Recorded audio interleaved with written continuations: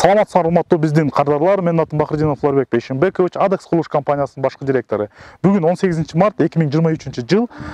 Бирок биз болсо азыр Нарын областынын Атырам кайра сүйлөйдүм. Дейт го ти. Кайра баштайын, дарысы. Саламатсыздар, урматтуу биздин кардарлар. Мен атым Бакырдинов Флорбек Бейшенбекович, Адекс курулуш компаниясынын башкы директору. Бүгүн 19 март 2023 жыл. Биз азыр Нарын областынын Атбашы районунун Казыбек айылына келдик.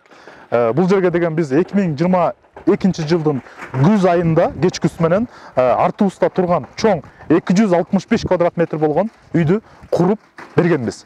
Бул үйдү биз чырновой түрүндө куруп тапшырып бергенбиз. Азыр эми силер биздин менен видеону көрсөңүздөр, үйдүн ичинде кандай бөлмөлөр жайгашкан экенин көрсөтүп беребиз.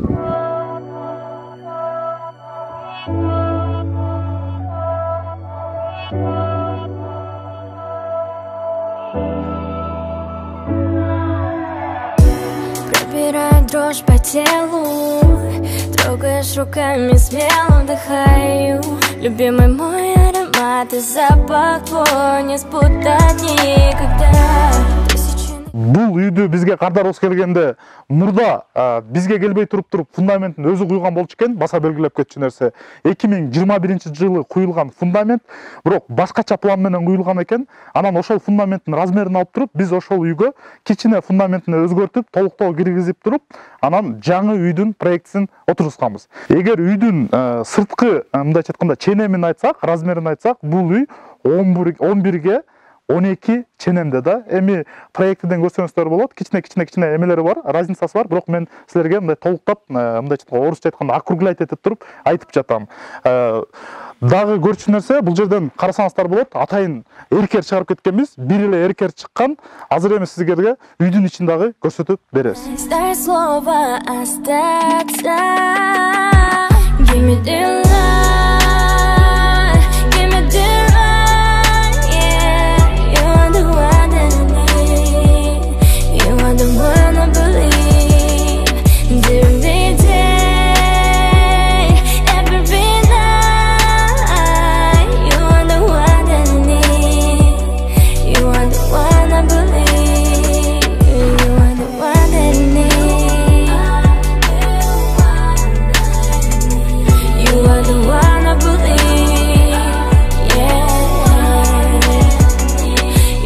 Маңдайына келгенде эле бул жерде чакан крыльцо турат. Крыльцонун үстүнө дагы чатыры жабылган. Ушул жерге лестница курулат дагы, тепкичтер курулат дагы, үйгө киргенге мүмкүнчүлүк түзөлөт. Анан түз үйгө киргенде могул жерде аябай кенен болгон чоң тамбур бар да. Ушул жерге мындайча айтканда бут кийимдер, сырткы кийимдер болсо коюлганга жакшы бир чоң мүмкүнчүлүк түзүлөт. Ал эми тамбурдан өткөндө болсо биз негизги үйдүн коридоруна киребиз. Мынакей өзүңүздөр көрсөңүздөр болот. Бул коридор деле абдан кенен. Бул жерге азыр засыпка жүрүп атат. Могул жерлерин кээ бир жерлерин калтырып кеткен себеби кийинчерээкте трамбовка кылып туруп иш уланат да. Могул жерге көрсөңүздөр болот. Чоң лестницага атайын жай калтырылган. Бул жерде өзүңүздөр көргөндөй биздин эмеле монтажный пеналар турат, сип панель турат. Жана ушул жерде чоң терезе калтырылып, ушул жерге экинчи этажга көтөрүлгөнгө чоң тепкич лестница коюлат.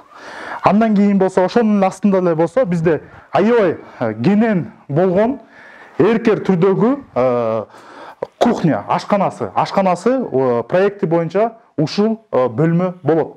Эгерде силер так размерлерин көрөбүз десеңиздер, биздин видеодо проектisi чийилген проектisi көрсөтүлүп турган болот. Ошол жерден так ченемдерин көрүп алсаңыз болот. Аябай жакшы кенен кухня. Дагы бир жолу баса белгилейм, үй өзү чоң, 265 чарчы метр. Андан кийин болсо биз түз киргенде үйдөн, бул жерде болсо кардарыбыздын конок үйү, конок тозуучу үйү, өзүңүздөр көргөндөй үй бийик эле, стяжка куюла элек. Себебинде бул жерге засыпка болуп туруп, ал трамбоваться этилип туруп, анан кийин стяжканы куябыз дагы, стяжканы куйганда болсо, тетигил сип менен дубал бириккен жерди көмүп кетебиз дагы, эртеңки күнү ошол жерден мостик холлоду деп коет, мустак аба кирбегидей болуп.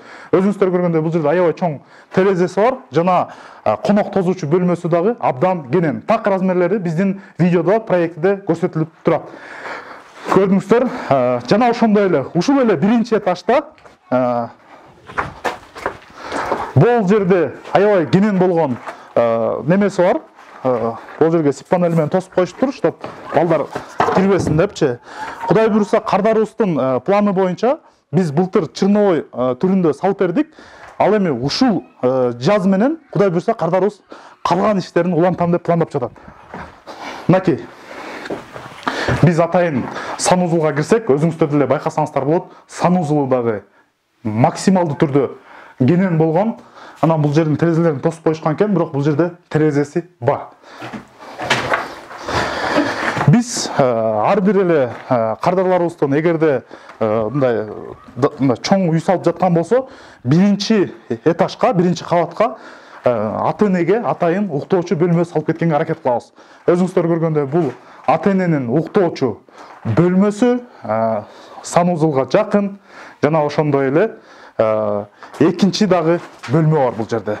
Көп учурда бизге бир бөлмө жасасак, бул жерде үйдүн квадратурасы кенен болгон себептен бул жерге чоң дагы бир спальня камтыганга мүмкүнчүлүк түзүлгөн. Көрдүңүздөр, биринчи кабатта бизде аябай кенен болгон конок тозуучу бөлмө, кенен кухня, жана ошондой эле эки уктоочу бөлмө жана сан узул бар.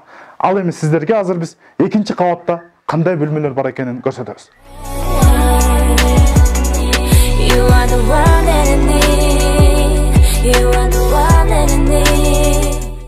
Биз азыр экинчи этаждын мындайча айтканда холлуна көтөрүлдүк, коридоруначы.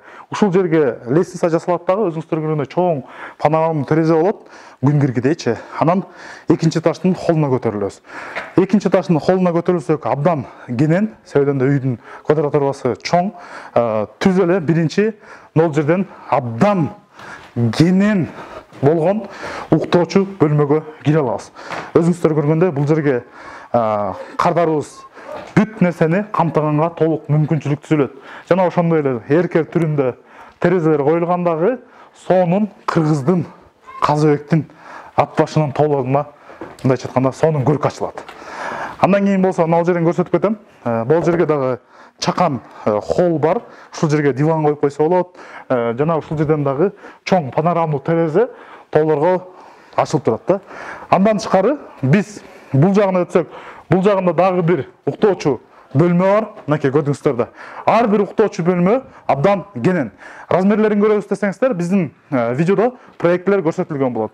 Жана ошондой эле экинчи этажга көтөрүлгөндө дагы экинчи кабаттын үстүндө дагы чоң сан узул бар. Өзүңүздөр көргөндөй бул жерге дагы кенен көп нерсени жайгаштырса мүмкүнчүлүк түзүлөт. Экинчи кабатта жайгашкан үчүнчү уктоочу бөлмө, өзүңүздөр көрүп атасыздар, абдан кенен. Андан тышкары дагы бир уктоочу бөлмө бар. Кааласа бул жерде уктоочу бөлмө эмес, бул жерде экинчи конок тозуучу бөлмө катары колдонсо болот. Көрдүңүздөр да, аябай кенен болот дагы. Кааласа биринчи этаждагы бөлмөнү болсо конок тозуучу гана бөлмө кылса, бул экинчи этажды гостиный зона же болбосо экинчи эт тарткан бөлмөсү катары колдонсо болот. Абдан кенен болгон үй. Дагы бир жолу баса белгилейм, узун туурасы 12-ге 11, 265 квадрат метрге жакын болгон үй болот. Так проектisi болсо, биздин видеодон көрүп алсаңыздар болот.